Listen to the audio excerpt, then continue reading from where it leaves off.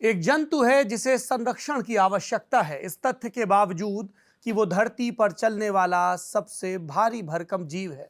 पर एक सबक भी है जो हमें तमाम फॉसिल पार्क्स में नजर आता है कि वजन ज्यादा होने से ही सब कुछ नहीं, इसलिए जो बुद्धि में ज्यादा हैं उनकी जिम्मेदारी बढ़ जाती है। आज आपको बताएंगे कि हाथी जो हमारे देश की संस्कृति, हमारे देश की धार्मिक चर्या, हमारे देश के इतिहास और वर्तमान और भूगोल से जुड़ा है, उसके अत्याचार की खबर कैसे दो राज्यों के बीच सबसे बड़े टकराव की खबर बन गई है। तमिलनाडु में आखिर ऐसा हुआ क्या? तमिलनाडु से रुख करेंगे केरल की तरफ। विस्तार से पहले तो उस कहानी में विचरेंगे जहां राजा बलि एक वरदान के चलते, अगर उसे वरदान कह सकें तो, वामन भगवान का पाताल लोक में राज करने चले जाते हैं, लेकिन एक दिन के लिए मर्त लोक में जरूर लौटते हैं और फिर पूरे केरल में मनाया जाता है उत्सव। आती हैं वो तस्वीरें जब जलराशि के ऊपर सहस्र भुजाएं चमकती हैं, क्योंकि नौका रेस होती है, और होते हैं उत्सव सजावट के, वंदनवार के, भोजन के, जो एक दिन या एक सप्ताह तक महदूद नहीं रहते हैं। फिर यहां से हम रुख करेंगे और आपको एक वीरांगना की कहानी सुनाएंगे। वीरांगना जो अंग्रेजों के सामने डटकर खड़ी रही। आजादी का अमृत महोत्सव है। आज बात होगी कित्तूर की रानी चेन्नम्मा की, और सबसे आखिरी में उस स्याह सत्य से वाकिफ होंगे जो राजनीति की दुधारी तलवार में कहीं फंस कर रह गया है। क्या वाकई तेलंगाना और आंध्र प्रदेश में अपराध की संख्या बढ़ रही है? सुसाइड के केसेस बढ़ रहे हैं? क्या 1.5 दशक पुरानी उन खबरों को नए सिरे से याद करने का वक्त आ गया है जब किसानों की आत्महत्या पहले पन्ने की पहली सुर्खी हुआ करती थी? या फिर ये भारतीय जनता पार्टी और केसीआर की पार्टी के बीच राजनीतिक मुखामुखम का नतीजा भर है जिसमें आंकड़ों का सहारा लिया जा रहा है? इन सब बातों पर विस्तार से चर्चा करेंगे मेरे दो वरिष्ठ सहयोगी जिनके नाम हैं अक्षता और नूपुर। मैं हूं आपका फौरी तौर पर दोस्त सौरभ, और ये कार्यक्रम है आर्वम, तमिल भाषा का शब्द जिसका अर्थ होता है उत्सुकता। ललन टॉप के शो आर्वम में हम दक्षिण भारतीय राज्यों की कला, संस्कृति, साहित्य, समाज, सिनेमा और सियासत के बारे में विस्तार से बात करते हैं।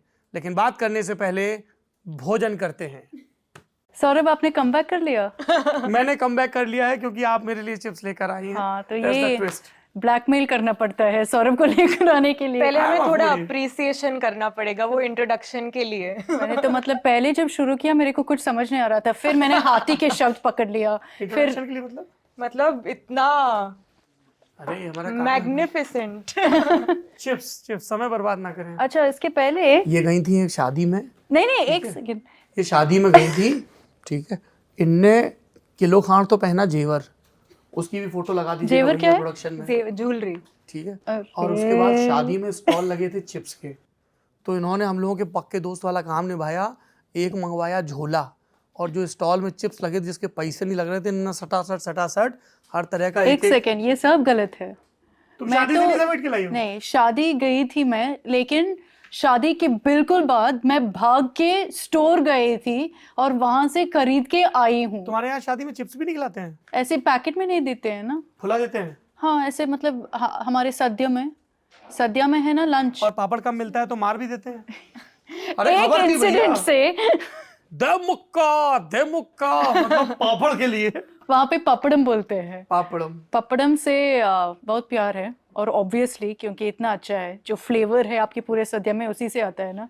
तो एक शादी जो मैंने अटेंड किया उसमें नहीं था, लेकिन दूसरे में मार नहीं थी या पापड़म नहीं था? हाँ, आलूपुरा में, और पपड़म या पापड़ चाहिए था। और फिर उस पे ये पूरा इंसिडेंट और क्लैश हुआ था जिसमें कुछ लोग इंजर भी हुए थे। कितना बढ़िया। कोई बताएगा 5-10 साल पहले बोले जी ये आपके माथे में निशान कैसे? जी पापड़ पे लड़ाई हो गई थी। लाइए अब। अक्षता दिल्ली 2 बैग लेके आई, एक बैग में चिप्स जो शादी से इन्होंने सामान भरा, दूसरी बैग में सोना। क्या है ये? मतलब कस्टम्स डिपार्टमेंट मेरे पीछे आ जाएंगे ऐसे तो। नहीं, फिर तो उन्हें पूरे केरल पे रेट डाल दी। फिर तो देखो, ये है महाचिप्स, ठीक है। महाचिप्स सबसे पॉपुलर स्टोर है त्रिवेंद्रम में चिप्स के लिए। महाचिप्स वालों का अब ये दायित्व तो बनता है कि वो कुछ स्पॉन्सरशिप भेजें। बिना कहे उनका इश्तिहार हो रहा है। अच्छा देखो, सब थोड़ा सा कॉमन चिप्स है। ये जैकफ्रूट चिप्स है, जो मलयालम में चक्का चिप्स बोलते हैं। चक्का है जैकफ्रूट, भाइयों वैसे तो कटहल ब्राह्मण लोगों का मीट होता है, ऐसा अनुराग कश्यप कहते हैं, पर अगर आप किसी आयुर्विद्या के जानकार से बात करेंगे, किसी वैद्य से बात करेंगे, तो वो ये बताएगा कि ये जो कटहल है ये बहुत ही गुणकारी फल है, जिसे ज़्यादातर सब्जी की तरह खाया जाता है। महिलाओं के लिए ये ख़ास तौर पर अच्छा है। महिलाओं के प्रजनन के अंग और उनसे जुड़ी जो बीमारियां हैं उनमें ये बहुत काम का होता है। और केरला में बहुत फेमस है, मतलब खाने में, स्वीट्स में। हाँ, एक ऐसे तो ये एक डिजर्ट। हाँ प्लीज खोल दीजिए, डू दी ऑनर्स। खीर भी बनता है ना? हाँ, चक्का जैम है एक्चुअली। जैम भी, हाँ। जैम बोलते हैं केरला में, चक्का वरटी। मैं हूँ आपका सस्ता फूड ब्लॉगर सौरभ। अकेले अकेले खाएंगे? Out of 5, rate out of 5। Oh John, ये थोड़ा सा क्रंची है, मेरी जीभ पे थोड़ा सा स्कार्फ्ड। This good. नहीं, मैं अकेले नहीं खाऊंगा, मैं नुपुर को अपने मैंने परिवार एक को भी पैकेट ही देंगे। लेकर आई हूँ। तुम भी खाओगी? तो मना किया है डॉक्टर ने। हाँ, आपने बोला कि महिलाओं के लिए अच्छा है तो दीजिए। अरे लेकिन तुम तो ऑलरेडी दवाई चोट लगी है ना। अच्छा ले लो। Thank you. एक दिया है। हाँ, एक। यार मैं कटहल को लेके थोड़ा सा बायस्ड हूँ, मुझे बहुत ज्यादा पसंद है। अच्छा ठीक है, फिर नुपुर ट्विटर पे जो पूछा जाता है ना, आप क्या इसको क्या कहते हैं, उससे भी ज्यादा पसंद है। क्या? अरे कटहल जोक चलता है ट्विटर पे। अच्छा, ये ज्यादा कॉम्प्लिकेटेड होगा मेरे लिए। टैपियोका, कप्पा बोलते हैं मलयालम में। हिंदी में क्या बोलते हैं इसको? साबूदाना ना, टैपियोका जो उससे बनता है। साबूदाना को अंग्रेजी में टैपियोका बोलते हैं। जी। देख रहा है विनोद, अंग्रेजी में कितना बढ़िया नाम हो अभी जाता है। अगर गलत हुआ ना तो कमेंट सेक्शन में वो हो। तो ये भी बहुत पॉपुलर है वहाँ पे। स्पाइसी होता है, ये सब सॉल्टी वहाँ भी पे है। खाने होते हैं? नहीं नहीं, बस ऐसे ही। ये तो राउंड द ईयर खाते हैं। पूरा क्रंच का काफी साउंड आ रहा crunchy है। ऐसे थोड़ा थोड़ा आलू के चिप जैसा लग रहा है, लेकिन और पर हार्ड उससे better होगा है ना। टेस्ट में। और लाल मिर्च का एक अच्छा सा टेक्सचर है इसकी टॉप। हाँ, एक सॉल्टेड वर्जन भी है इसके, और फिंगर चिप्स जैसा भी है थोड़ा और स्मॉल ये स्मॉल। जो लोग शाम के वक्त शरबत पीते हैं उनके लिए अच्छा हो सकता है। आपको Rating out of बुरा 5? नहीं लग रहा कि आप हमें नहीं दे रहे हैं? अरे तुम भी आओगे? Sorry, I am so sorry. देख रहे हैं आप सब? ये इसलिए ऐसे ना boss पापड़ है पे सौरभ। फाइट होता है। हाँ, इसीलिए। शेयरिंग ठीक है, अभी तो बनाना चिप्स ये तो सबको पता है। हाँ ये दोस्तों, हाँ, ये ठीक है, हमारे आपके लिए। रेगुलर डेली शो होस्ट है हाँ, आरवम हाँ। के, तो उनकी स्पेशल चिप्स मैं दूंगी। ये है उनियापम, ठीक है। ये गुलगुला है भाइयों, जिसको ये लोग दूसरे नाम से बेच रहे हैं। हाँ बताओ। ये एक डिस्क्लेमर के साथ आपको दे रही हूँ कि ये मतलब दे से You're eat not it sure कि- विद इन 24 आवर्स। और ये मैंने कल खराब मंगवाई हो थी। सकता है। हाँ, तो सौरभ, नहीं पर please। हुआ नहीं है क्योंकि इसमें आप जल्दी तेल से खूब खोल है। के खा लीजिए। आई एम वेरी नहीं, स्कैर्ड कि I'll 24 smell आवर्स it के टाइम में हो जाएगा। अरे गुलगुला है, भरपूर गुलगुला है। देखो उनियापम है ये। गुलगुला जानते हो? हाँ, गुलगुला शादी, क्या है? त्योहार, जन्मदिन, नहीं, मुंडन। टेस्ट कर लो। सेम है? बिल्कुल नहीं होगा। अरे 1001% सेम है। सेम है? हाँ हाँ गुलगुला है। क्या सही बात है। कर रहे हो? हाँ बढ़िया है। गुलगुला? गुलगुला। तुमने वो सीरियल नहीं देखा FIR? उसमें बोलती है ना वो, अबे गुलगुला है, उसका नाम होता है कांस्टेबल। और लास्ट ये लो। और एक चीज है। मैं आपको सब कुछ नहीं pass मैंने कर पूछा दूंगी। था। अरे अपने यहाँ खुरमा बनता है ना, वही है।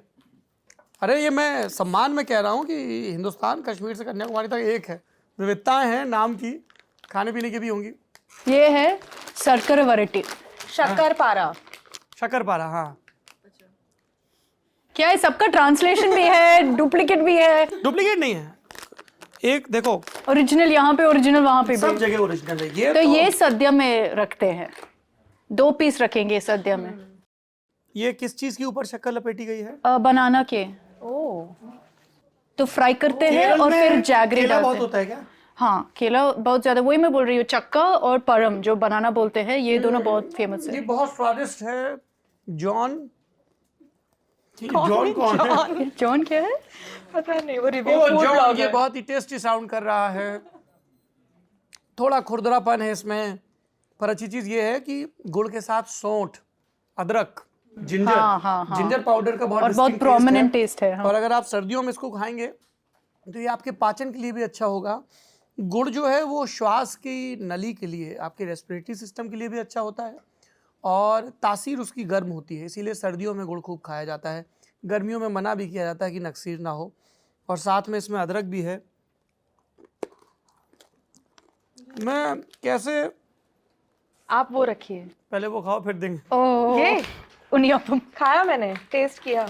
ये एक्चुअली बहुत अच्छा है। इसको हम लोग डॉक्टर कहते हैं भोजन के बाद खाया करेंगे। हेल्थी डिजर्ट है। हम्म, तो ये सद्या में साइड के dessert, साथ हाँ, रखते हैं। डिजर्ट के रूप में रखा जाता है। वैसे तो मतलब हाँ, हर समय खाते हैं। ये लो। सद्या में 2 बनाना चिप्स के पीसेस और ये 2 रखेंगे साइड में। बस हाँ, सद्या में उतना ही स्पेस है ना, जगह है, छोटा छोटा ये पिकल चटनी सब डाल देते हैं, तो इसलिए। कुल मिला के बात ये है गुरु कि जिंदगी मज़ेदार रहे, इसके लिए ज्ञान ज़रूरी है। ज्ञान मिलता रहे, इसके लिए रुचि का विकसित होना ज़रूरी है। Test for knowledge, test for life. और उसके लिए ज़रूरी है कि जो आपकी स्वादेंद्रियां हैं, जिसको जीभ कहा जाता है, उसका भी ख्याल रखा जाए। पर सिर्फ चटोरेपन के लिहाज से नहीं, कोई आहार जो आपकी थाली में आ रहा है, कभी किसी त्यौहार के मार्फत, कभी किसी ज्योग्राफी की वजह से, तो उसके आकार, प्रकार, व्यवहार, इतिहास के बारे में भी खोजा जाए। इसलिए हमारे ये जो 2 सहयोगी हैं, अपन तो मतलब ही यार किसके खाए पिए किसके, ये हमारी जो 2 सहयोगी हैं, अब विस्तार से उन खबरों के बारे में और इस आहार के बारे में बात करेंगी। बात ही कर पाएंगे क्योंकि मैं लेके जा रहा हूँ। झोला दे दीजिए हमारा। आप इस सब से कौन सा फेवरेट था? नहीं, मैं आपको वो मैंने कुछ नहीं, तो नहीं, वो नुपुर मत रखो, वो तुम खा लो। ये क्यों? गुलगुले हमारे यहाँ बहुत होते हैं। लाओ। और मैंने सोचा वो सबसे यूनिक होगा। नहीं, ये बढ़िया है गुड़ वाला। लो भैया दीपक, ये भी ठीक है। तुम ये चिप्स ले लो, ग्रेट, चलेगा। ये हमारे यहाँ मिलते हैं वो actually। चोर अपनी बैग नहीं पैक करके बस जा रहे हैं। सौरभ, कई व्यूअर्स ये भी पूछ रहे थे कि वो एक तमिल बुक था जो मैंने आपको दी थी ना, कौन सा तमिल बुक? रिवाइंड करके दिखाए। तमिल सीखने की बुक। अच्छा, कहाँ उससे थी? क्या क्या सीखा अभी तक? बुक कहाँ थी वो? आप बताइए क्या है, रिवाइंड करके दिखाएंगे हम। अच्छा, वो किताब। हाँ, वो इतना मोटा सा था। हाँ, था ना वो तो। मेरे हिंदी से पूरा कॉम्प्लिकेट करके मेरे को कंफ्यूज कर रहा है। नहीं, आपने मुझे जो किताब दी, वो आपने जो मुझे गिफ्ट दिया है, कैसी लड़की है, गिफ्ट याद करा रही है। उससे कुछ सीखा आपने? हाँ, अभी मैंने उसको रख दिया, उस पर कवर ववर चढ़ा दिया है। अभी सर्दियों की गुनगुनी धूप में उसको पढ़ा जाएगा। गुलगुला के साथ। हाँ, अभी मेरा फोकस गुजराती सीखने पे, क्योंकि हम लोगों को गुजरात जाना है। तो मैंने जो आपको बुक दी उससे आप क्या सीखे? मुझसे मांगी कि तुम मुझे बुक गिफ्ट करोगी गुजराती सीखने के ऐसे लिए। लोग हैं यार, नेकी कर दरिया में डाल है, नेकी कर शो में बता। ऐसे नहीं, थोड़ी मुझे होता है। जानना है कि आपने कितना यूज किया वो बुक का। नहीं, एकदम मैं उस तरह के अब गुजराती प्रसंग में नहीं फंसूंगा कि केम छो, मजामा छो। ये तो अक्षता भी बोल लेती है। मैंने यू आर वॉचिंग भी बोल दिया लास्ट एपिसोड में। हाँ, अभी तो मैंने आपको बताया, मैं कच्छ पर एक किताब पढ़ रहा हूँ बहुत विस्तार से, और एक अरसे के बाद अब वो सारी मेमोरीज रिप्ले होनी शुरू हो गई हैं। जब मैं गुजरात में घूमा था, अद्भुत था। क्या बुक का नाम क्या है? कच्छ कथा, कथा। यही नाम है ना? हाँ, वो सार्थक प्रकाशन से आई है। अभिषेक श्रीवास्तव हैं, बड़े बहुत कमाल के राइटर हैं, घुमंतु प्रवृत्ति के अनुवादक भी हैं, उन्होंने लिखी है। बट फिलहाल तो आप लोग बातचीत करिए, और इसके लिए बहुत शुक्रिया। और कुछ स्टॉल में नहीं मिला? हाँ, वेडिंग पे स्टॉल पे कभी चिप्स नहीं रखते हैं। नहीं रखते हैं? नहीं, बिल्कुल नहीं। रखा करिए भाई साहब, इनको भाग के नहीं जाना पड़ेगा है, वरना देखो एक है, हाँ, दूसरे को भी हो जाएगा। दूसरे के भी हो सकता है। चलिए, थैंक यू वेरी मच। और आप लोग भी इस तरह के प्रोग्राम देखते रहिए, ताकि हमारे लिए ये खाने की सप्लाई आती रहे। Regular supply. अपनी कुर्सी पे वापस आके मुझे बड़ा अच्छा लग रहा है। बट अब फाइनली अच्छा लग रहा है खुद की कुर्सी पे आके। और इनकी इंटरव्यू के बाद हमारे मतलब एक्सपेक्टेशंस यहाँ पे होगा। तो दोस्तों, देश में त्योहारों का सीजन शुरू हो चुका है। मोदक तो खा ही लिए होंगे आपने। पिछले हफ्ते मैंने तो खा लिए थे, गणेश चतुर्थी मनाई थी मैंने, और मुझे खास कर ये याद है क्योंकि ऑफिस में छुट्टी थी, तो बड़ा मजा आया। अच्छा, कि मिड आपको वीक छुट्टी मिलता है वैसे? छुट्टी थी, आपको नहीं मिली? अच्छा, आप तो आप तो आते शायद हैं हॉलीडेज पे। हाँ, अच्छा, तो शादी में भी तो गई थी आप अभी? हाँ, लेकिन वो लीव नहीं लेते, जैसे हम दिवाली सब आते हैं। हाँ, अच्छा, वैसे लीव नहीं मिलते हैं हाँ, अनफॉर्चुनेटली तो टीवी ये में। अच्छी बात है लल्लन टॉप की कि हमें छुट्टी मिल जाती है।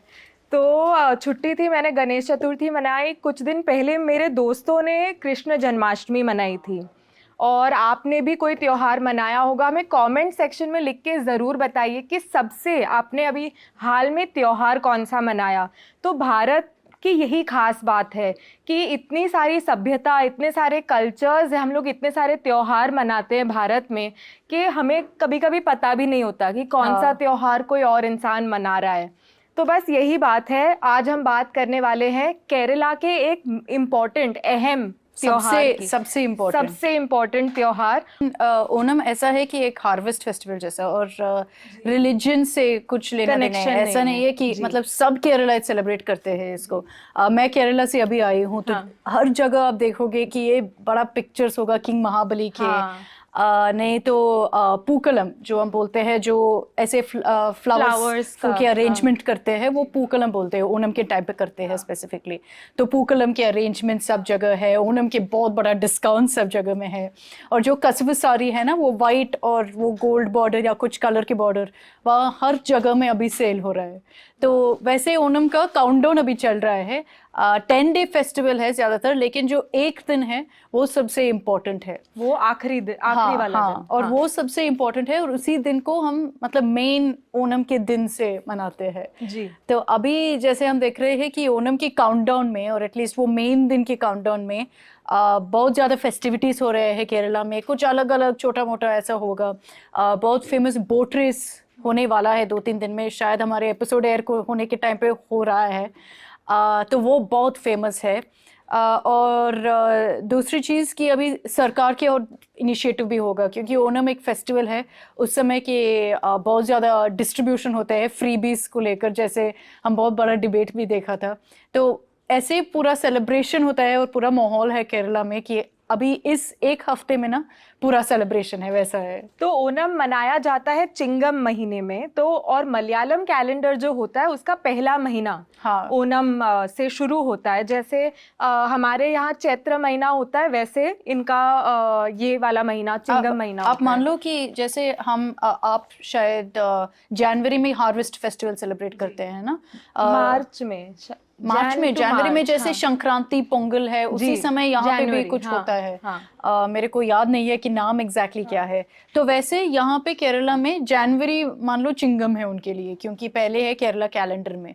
तो उस समय हार्वेस्ट के फेस्टिवल सेलिब्रेट करते हैं। ओणम में ज़्यादातर चावल के मतलब डिशेस देखोगे, जैसे उनियापम हमने देखा था, वो एक बहुत पॉपुलर डिश है वहाँ पे। और आपकी सद्य जो सब पता है, सद्या जो है वो एटलीस्ट 13 डिशेस होगा उसमें। तो पिकल होगा, कुछ करी होगा, अवियल होगा, कालन थोड़ा सा, चावल, सांबार, रसम में पायसम, सब कुछ है उसमें। मैं तो 2 बार खाई हूँ केरला में ऑलरेडी। तो और हम अगले हफ्ते खाएंगे होपफुली अभी भी ढूंढ रहे हैं दिल्ली में कैसे अच्छा सा मिलेगा। आपको अगर कोई रिकमेंडेशन हो आपके दिल्ली में हम सद्या कहाँ खाने जा सकते, तो कमेंट सेक्शन में और जितने ऑथेंटिक हो सकते, ऑथेंटिक होना चाहिए, मैडम की मांग है, ऑथेंटिक होने चाहिए। तो जैसे कि अक्षता बता रही थी कि काफ़ी सारे, जैसे हमें त्योहार पे गिफ्ट्स मिलते हैं, वैसे इस बार केरला सरकार जो सरकारी कर्मचारी है उनके लिए गिफ्ट लेके आई है कि 4,000 रुपये का उनको बोनस मिलेगा। और जो सरकारी कर्मचारी ये बोनस के लिए एलिजिबल नहीं है, उनके लिए भी कुछ है कि 2,750 रुपये उनको दिए जाएंगे। और 13 लाख कर्मचारी से ज़्यादा को ये इसका लाभ मिलने वाला है। तो मैं पूछना चाहती थी आपसे, एक्चुअली मुझे पता ही नहीं है कि क्या केरला में ये रिवाज है कि सरकार ऐसे बोनस देती है, या ये थोड़ा पॉलिटिकल? नहीं, बिल्कुल नहीं। ओणम के टाइम पे ये तो नॉर्मल मानते हैं कि गिफ्ट्स दे दो सरकार से गवर्नमेंट एम्प्लॉयज़ को। वैसे अगर आप देखोगे कि कई लोगों को मिल रहा है, एसटी कम्युनिटी के सीनियर सिटीजन्स जो है उनको भी एक बोनस दे रहे हैं 1,000 रुपीज़। तो ऐसे बहुत अनाउंसमेंट्स, ओणम किट्स है जो ऑलरेडी अनाउंस किए हैं, डिस्ट्रीब्यूट कर रहे हैं सब राशन होल्डर को। तो ये ओणम किट में ज़्यादातर खाना है, मतलब शुगर है, फिर आई थिंक जैगरी इस बार है, नहीं जैगरी लास्ट टाइम था, इस बार जैगरी नहीं है। पपड़म लास्ट टाइम था, इस टाइम पपड़म नहीं है, लेकिन शुगर है, घी है, और ऐसे तो बहुत 14 आइटम्स है शायद, जो सब मतलब खाने से पकाने से कुछ है। तो ये ओनम किट्स भी देते हैं सब राशन कार्ड होल्डर्स को। तो ऐसे तो कोकोनट ऑयल है, सॉल्ट है, क्लॉथ बैग, ये सब डिस्ट्रीब्यूट करते हैं। इस सीजन में तो नॉर्मल मानते हैं, मतलब ये पवित्र चीजें मानते, ऑस्पिशियस और आपके ओनम सेलिब्रेशंस में काम आएगा, इसलिए ऐसे देते हैं। कुछ लोग मतलब कुछ चीज़ ऐसे वैसे लास्ट ईयर से डिफर होगा, लेकिन ये तो नॉर्मल एनुअल प्रैक्टिस है कि सरकार ऐसे देंगे ओनम टाइम पे, फेस्टिविटीज़ के टाइम पे। ज़्यादातर अगर आप देखोगे साउथ में, जैसे तमिलनाडु गवर्नमेंट भी पोंगल के टाइम पे ऐसे ही गिफ्ट्स देते हैं। तो वो एक प्रैक्टिस है वहाँ पे कि अगर एक बहुत बड़ा त्योहार है उस समय सबके लिए, पब्लिक के लिए ये ऐसे गुडीज या गुडी बैग देते हैं। फेस्टिवल टाइम है। तो मैं पढ़ रही थी कि ओनम जैसे दिवाली को मनाया जाता है जब राम भगवान अपने वनवास से वापस लौटे थे, तो ओनम की भी ऐसी कुछ कहानी है, राजा महाबली। हाँ। तो वो कहानी थोड़ी हमें बताएं। देखो महाबली जो एक राजा था, वो मानते थे कि एक डीमन किंग था असुरा से। तो लेकिन केरला में लोग उनको बहुत पसंद करता था, और उनके ऐसे बोलते थे कि उनके जो भी सब्जेक्ट्स थे, जो भी वहाँ पे उनके साथ काम करते थे, वो सब बहुत अच्छे से ग्रो हुआ था, प्रॉस्पर हुआ था। तो केरला के लोग उनको सेलिब्रेट करते थे। और फिर स्टोरी ऐसा है कि लॉर्ड विष्णु आया था वामन के रूप में, और उनके जितना भी लैंड था सब कुछ ले लिया। और उनको भी किंग महाबली से बहुत अच्छा लगा, उनको बहुत रिलेट हुआ। तो उनसे बोल दिया कि ठीक है, आप एक बार साल में आप जा सकते हो, आपके लोग से मिलने के लिए केरला जा सकते हो। तो उस समय जब महाबली, जो राजा महाबली है, जब आते हैं उस समय मनाते हैं। आप शायद वो पिक्चर्स भी देखे होंगे, किंग महाबली के ऐसे बड़ा पॉट बेली के साथ एक अम्ब्रेला पकड़ के ऐसे वॉक करेगा। तो अगर आप ओनम टाइम पे देखोगे जितने भी सेलिब्रेशंस है, सब जगह में एक किंग महाबली तो बिल्कुल होगा। एक आदमी जो राजा महाबली के साथ पूरा ड्रेस्ड है और ऐसे पकड़ के अम्ब्रेला पकड़ के वॉक करेगा। तो ये जो राजा महाबली है सिंबॉलिक है उनसे, और पूरा हंस के वैसा एक चेहरा है किंग महाबली के। तो यही लेजेंड है ओनम के बारे में। जैसे दिवाली है लॉर्ड राम के लिए वेलकम करते हैं ना, वैसे ही ये भी है, इसलिए पूकलम रखते हैं। तो जिस दिन धरती पे राजा महाबली आते हैं, आ सकते हैं, विष्णु भगवान ने उनको परमिशन दिया है एक दिन आने में। तो जिस दिन आते हैं उस दिन ओनम मनाया जाता है, और उसके जो पहले वाले दिन होते हैं उसमें उसका प्रेपरेशन किया जाता है कि राजा आने वाले हैं। हाँ, तो उस समय आप वेल्लम कली जैसे बोलते हैं, मतलब वाटर गेम्स, लिटरल ट्रांसलेशन है वो है बोट रेस आपका। फिर सद्या देते हैं। फिर एक और कस्टम है जहाँ हम एल्डरली सीनियर सिटीजन्स को कुछ देते हैं, इसलिए सरकार ने भी ये दिया था। अच्छा, सीनियर सिटीजन को कुछ देते हैं? हाँ, मतलब आपके एल्डरलीज को। वैसे तो ऐसे होता है ना, जैसे दिवाली मेरे घर पे नानी मुझे गिफ्ट देती है। अच्छा, नहीं गिफ्ट नहीं, ऐसा कुछ खाने या कुछ देते हैं वैसा है। तो बहुत छोटा छोटा ऐसे बहुत ज़्यादा फंक्शंस या प्रैक्टिसेस है फैमिली में। तो एक है पुलिकली मतलब लोग तो एक टाइगर जैसे ड्रेस करते हैं, पूरा कलर डाल के ऐसे, और फिर नाचते हैं। तो वो भी एक ओनम ट्रेडिशन है। तो ऐसे छोटे छोटे फेस्टिविटीज़ है जो पूरे केरला में मनाते हैं इस समय। और जैसे मैं पहले बोल रही थी, ये बिल्कुल रिलीजियस नहीं है। पूरे जितने भी केरलाइट्स है सब मनाते हैं। ऐसे थोड़ा सा पूजा वगैरह, स्पेशल टेम्पल प्रोसेशंस होते हैं, लेकिन वो अलग है, वो ओनम के साथ ही है। लेकिन वो क्योंकि ये बहुत ऑस्पिशियस टाइम है इसलिए होता है। तो आपके पिताजी मलयाली है? नहीं, मेरी मम्मी मलयाली है। तो आपके घर में भी ओनम आप मनाते होंगे। तो ओनम के दिन क्या क्या होता है आपके दिन घर में? देखिए, जब मैं छोटी थी उस समय मैं केरला में थी, वहाँ पे रहती थी। तो ज़्यादातर जैसे हमारे घर में दिवाली होगा ना, वैसे एक फीलिंग होगा कि आपको पता है कि ये दिन स्पेशल है। तो सुबह सुबह उठ के एक पूजा करके, उस समय अगर आप हिंदू है तो आप लॉर्ड विष्णु से थोड़ा ये प्रेयर्स करते हैं। तो वो प्रेयर्स करके फिर नहा के, सुबह नहाना है, फिर पूकलम करते हैं। और वो सबसे फन एक्टिविटी हम सब मानते थे, क्योंकि इतना, हाँ, और कवर्स भर के ऐसे इतना ज़्यादा फूल लेकर आते हैं, और कॉम्पिटिशन्स भी होते हैं वैसे तो हम सब किसका पूकलम अच्छा है। हाँ। तो एक डिज़ाइन पिक करके हम सब ऐसे स्प्रेड आउट करके डाल देंगे। और फिर मतलब आपके ओनम सद्या तो है, तो ऐसे ही फेस्टिविटीज घर में होते थे। अभी अगर आप देखोगे दिल्ली में उतना ज्यादा नहीं करते हैं, बस एक पूजा करते हैं, थोड़ा ड्रेसअप करते हैं और कुछ नहीं।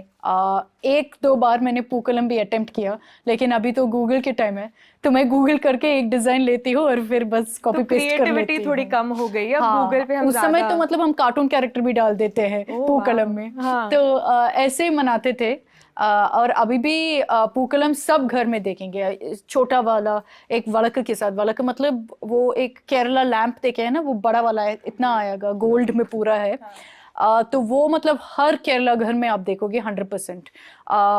तो वो मिडिल में रखते हैं और फिर उसके पूरे चक्कर राउंड राउंड राउंड पूकलम रखते हैं। तो ऐसे ही ओणम के ट्रेडिशन है। तो इस बार आप हमें बुला रहे हैं आपके घर ओणम के दिन? पहले मैं ऑफिस में होंगी तो उसके बाद अगर टाइम मिलता है, क्योंकि पूकलम ऐसे इतना अच्छा लगता है, एटलीस्ट 6 घंटा लगता है, एटलीस्ट 6 घंटे लगता है रखने के लिए। फिर मतलब इमेजिन क्लियर करने के लिए कितना टाइम लगता है। उसमें तो मैं मदद कर दूंगी, बना आप लेना, उसमें साफ करने में मदद कर दूंगी। बट ये भी कहा जाता है कि कथकली जो केरला का डांस फॉर्म है, तो वो ओणम के टाइम पे कथकली बहुत परफॉर्म करते हैं। कथकली एक है, मोहिनी आटम दूसरा है। मोहिनी आटम भरतनाट्यम जैसा है, मतलब कंपेयर करते हैं, लेकिन मोहिनी आटम में जो परफॉर्मर है वो वाइट पहनती है गोल्ड के साथ, और मूवमेंट्स थोड़ा भरतनाट्यम के जैसे है, लेकिन आंखों से मतलब नेक से बहुत ज्यादा, हाँ, और हाथों से एक्सप्रेशन करते हैं। मोहिनी आटम में वो भी पहनते हैं ना ऐसे? हाँ, नहीं बहुत ज्यादा नहीं। अच्छा, वो ओडिसी में होता है। हाँ। तो मोहिनी आटम अलग है। और फिर कथकली, जैसे आप बोल रहे थे, कथकली आप ज्यादातर प्लेस में देखते हैं, एक स्टोरी जैसा कथकली में करते हैं, और उसमें बहुत ज्यादा कैरेक्टर्स है। सबको ओणम के टाइम पे एक प्ले जैसा, specially rural parts of Kerala में बहुत पॉपुलर है। और ये मर्द जो होते हैं, मेन होते हैं, वो परफॉर्म करते हैं। ये तो मतलब आई थिंक कॉमन मिसकंसेप्शन है कि लड़कियां ड्रेस करके कथकली परफॉर्म करते हैं, लेकिन ज्यादातर आदमी हैं और ज्यादा ट्रेनिंग लेते हैं करने के लिए ये कथकली। और सबसे एक्साइटिंग जो मुझे लगा, एकदम रोचक अगर कहे, कि ये जो बोट रेस आप कह रहे थे, कि कहते हैं कि ओलंपिक्स ऑन वाटर, इतना बड़ा ये स्पोर्ट है कि केरला में इतना ज़्यादा फेमस। मुझे याद है मैं जब छोटी थी तो टीवी पे दिखाया जब जाता था, मुझे बड़ा अच्छा लगता था कि एक बोट पे 110 लोग होते हैं, 110 पीपल एक बोट पे बैठते हैं और उसका कंपटीशन होता है। ये स्नेक बोट जैसा ऐसे होगा पूरा, और इसलिए ऐसे है क्योंकि फास्ट, ऐसे एजाइल और स्विफ्ट होता है, क्योंकि बोट की शेप ऐसा है। और अगर आप वहाँ पे होंगे ना, मतलब मैं कभी विटनेस नहीं किया हूँ, लेकिन जब भी आप देखोगे टीवी पे भी इतना ज्यादा चिल्ला के करते हैं। एक आदमी है जो फ्रंट में है और सब ऐसे बैठेंगे और एक यूनिसन में करते हैं, जो मतलब यूनिटी में ट्रेन करते हैं, प्रैक्टिस करते हैं। और ये बोट रेसेस जो है ना, इसमें बहुत बड़े अवार्ड्स, बहुत बड़ा प्राइसेस भी मिलता है, इसलिए इतना बड़ा स्पेक्टिकल है। इस बार तो थोड़ा कंट्रोवर्सी भी हुआ है, क्योंकि पिनराई विजयन ने अमित शाह को इनवाइट कर लिया। और नेहरू ट्रॉफी जो थी, वो ट्रॉफी का नाम था नेहरू ट्रॉफी, और यही बोट रेस थी ये ट्रॉफी के लिए। ये सबसे बड़ा है, सबसे बड़ा जो है, तो बिकॉज उनका नाम रखा गया था हमारे सबसे पहले प्रधानमंत्री के नाम के पीछे, पंडित जवाहरलाल नेहरू। वैसे तो इसलिए ऐसे है क्योंकि शायद 1952 या कुछ में 52 में नेहरू में ने गए थे वहाँ पे, इनॉग्रेट किया था ये बोट रेस। उसके बाद नेहरू ट्रॉफी से के नाम से दिया था, तो इसलिए हाँ थोड़ा सा कंट्रोवर्सी हुआ है। तो ये देखने के लिए जो चीफ मिनिस्टर है केरला के, मुख्यमंत्री पिनराई विजयन, उन्होंने अमित शाह को बुलाया ये बोट रेस के दौरान। तो जो कांग्रेस है केरला में, वो काफी नाराज हो गई कि आप ऐसा कैसे कर सकते हो, अमित शाह को कैसे बुला दिया, और बोल दिया कि लेफ्ट सीपीएम जो है वो बी टीम है या ए टीम भी है बीजेपी के। तो इस पे कंट्रोवर्सी है, लेकिन ऐसे है कि अमित शाह, सिर्फ अमित शाह को नहीं, शायद एमके स्टालिन भी है वहाँ पे, क्योंकि साउथ जोन का काउंसिल मीट हो रहा है, तो एमके स्टालिन को भी इनवाइट किया है। 2-3 कंट्रोवर्सी है उस पर। एक तो अमित शाह के लिए इनवाइट दिया है, तो कांग्रेस बोल रहा है क्यों दे रहे हो, नेहरू ट्रॉफी है, अमित शाह क्यों इनवाइट करना है। दूसरी चीज़ कि पिनराई विजयन को इनवाइट नहीं करना चाहिए, क्योंकि एक कमिटी है जो ये नेहरू ट्रॉफी बोट रेस को देखता है, और उन्हें इनवाइट नहीं किया और डायरेक्टली चीफ मिनिस्टर ने इनवाइट किया। तो इस पे ज़्यादातर कंट्रोवर्सी हो रहा है। लेकिन अगर आप मतलब रेस को देखोगे तो फिर यही मेन हाईलाइट होगा कि दो यहाँ पे कुमरकोम में, आलपुरा में मेन बहुत बड़ा बोट रेसेस होते हैं। और ये बैक वाटर जो बोलते हैं उस पे होता है। हाँ, बैक वाटर्स पे होते हैं और बहुत बड़ा फेस्टिवल है। और कोविड की वजह से बहुत स्टॉल हुआ था और अभी वापस आ रहा है, तो इसलिए बहुत एक्साइटमेंट है इसके ऊपर। तो ये रेस का मजा लेना चाहिए, कंट्रोवर्सी को साइड में छोड़ के रेस का मजा लेना चाहिए। और हालांकि कनाडा में भी अभी जो ब्रैम्पटन है कनाडा में, वहाँ पे भी मलयाली समाज ने एक बहुत बड़ा बोट रेस ऑर्गेनाइज किया था आज़ादी का अमृत महोत्सव मनाने के लिए। तो उसके विजुअल्स भी काफ़ी सुंदर है, तो वो हम आपको दिखाएंगे।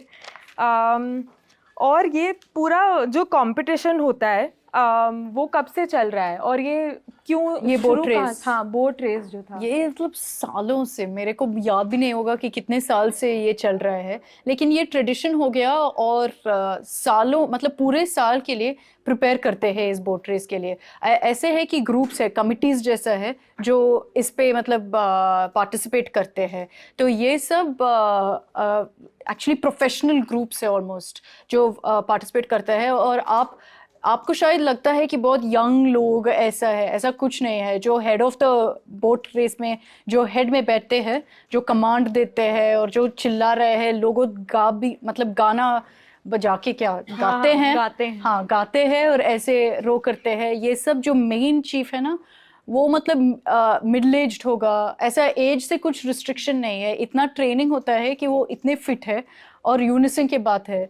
तो इसलिए टेक्निकली सालों से प्रैक्टिस करके, परफेक्ट करके लेगेसी को ही फॉरवर्ड ले रहे हैं। तो कोई भी देखने जा सकता है ये बोट रेस, अगर हमारे दर्शक वहाँ देखने जाना चाहे? अभी तो नहीं मिलेगा, टिकट्स तो पूरा बुक्ड होगा।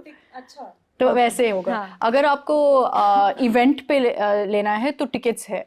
तो ऐसे ही है। और बहुत बड़ा प्राइसेस भी देते हैं। जैसे देखो, ये एक आई थिंक हर जगह में एक लोकल स्पोर्ट है, एक लोकल ट्रेडिशन है। जैसे तमिलनाडु में जल्लीकट्टू होता है, वैसे है कि ये कल्चरल फेस्ट है केरला में हर ओणम। तो कितनी खूबसूरत बात है कि एक देश में इतनी सारी चीज़ें होती है और इतने सारे कल्चर्स है, इतनी सभ्यता है कि हमें कितना कुछ सीखने मिलता है और कितना कुछ सीखने को बचा है। तो मुझे बहुत इंटरेस्टिंग, एक्साइटिंग लगता है कि मैं मेरे देश के बारे में जितना भी जानूँ उतना कम है। और उसी के साथ हम बढ़ते हैं कर्नाटका की तरफ।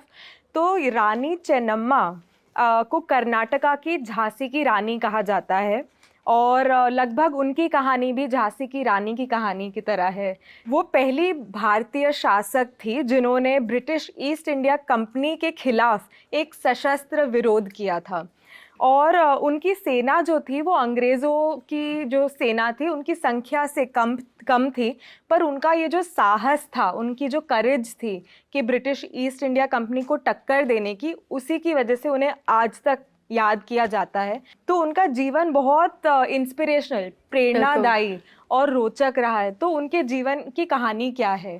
देखो, रानी चेन्नम्मा पहले एक बहुत बड़ी आइकॉन है कर्नाटका में आज भी। अगर आप देखोगे बेंगलुरु में, बेलगावी में, हुबली में स्टैचूज है रानी चेन्नम्मा के लिए। और उनकी स्टोरी जैसे आप बोल रहे थे, झांसी रानी के ऑफ कर्नाटका बोलते हैं, और झांसी रानी के मच पहले आए थे। और उनकी स्टोरी ये है कि कित्तूर उनकी किंगडम थी। कित्तूर कर्नाटका में है, नॉर्थ कर्नाटका में, बेलगावी में। अभी तो कित्तूर कर्नाटका बोलते हैं उस पूरे रीजन को। लास्ट ईयर ही गवर्नमेंट ने ऐसे बोल दिया क्योंकि डिस्प्यूट है महाराष्ट्र और कर्नाटक के बीच में उस जगह के लिए। तो अगर आप कित्तूर डायनेस्टी और डिनेस्टी देखते हैं तो रानी चेन्नम्मा वहाँ की क्वीन थे जब ब्रिटिश ने आए थे और पूरा मतलब कॉलोनाइज किया था। और उनकी एक रूल था कि अगर आपके पास कुछ सक्सेसर नहीं है तो आपके जितना भी किंगडम है हमारे पास आ जाएगा। अच्छा। तो इसके ऊपर ज़्यादा ये डिफरेंसेस हुआ था क्योंकि रानी चेन्नम्मा की ऐसी स्टोरी थी कि वो उनकी शादी हुई थी 15 साल के टाइम पे राजा के साथ, और वैसे ही रानी बन गई। और फिर उनके एक बच्चे, उनके पति फिर 2-3 साल में मर गए। फिर उनके बेटा जो था वो भी मर गया। तो इसने रानी चेन्नम्मा ने अडॉप्ट किया, शिवलिंगप्पा बोलकर, अडॉप्टेड सन थे। तो ये अडॉप्टेड सन तो नेचुरली सक्सेसर हो गया। तो ब्रिटिश इसको अच्छा नहीं लगा और बोल दिया कि नहीं, आपको आपके जितना भी टेरिटरी है हमको देना है क्योंकि आपके पास सक्सेसर नहीं है। तो इसके ऊपर एक रेबेलियन ने रानी चंद्रम्मा लीड किया था ब्रिटिश के खिलाफ। और जो अगर आप देखोगे रेबेलियन को, पहले वाला बहुत सक्सेसफुल था और दूसरे वाला में उनको कैप्चर कर दिया, 5 साल के लिए जेल में रही थी और 5 साल के बाद उनकी मृत्यु हुआ था। और ये बेलहोंगल फोर्ट में हुआ था, ये भी नॉर्थ कर्नाटका पे है। अभी भी वो जगह ऐसे ही है, मतलब एक मेमोरियल समाधि जैसे रखा है, उतना अच्छा सा मेंटेन नहीं है, लेकिन ये उनकी स्टोरी है। और अगर आप रानी चेन्नम्मा के बारे में बात करते हैं, कर्नाटका में एक और ऐसा आइकन है जो संगोली रायना बोलते हैं, उनके स्टोरी भी एक सेम है, क्योंकि रानी चेन्नम्मा के आर्मी चीफ संगोली रायना थे। तो ये जो रेबेलियन हुआ था, first of its kind rebellion बोलते हैं अगेंस्ट द ब्रिटिश, ये एक बहुत डिसाइसिव मोमेंट था, क्योंकि जैसे रानी चेन्नम्मा के एक बहुत पॉपुलर डायलॉग है कि why should we give you tax, British से पूछे थे। एसेंशली ऐसे बोलते थे कि निमगे की कोडबेकु कप्पा।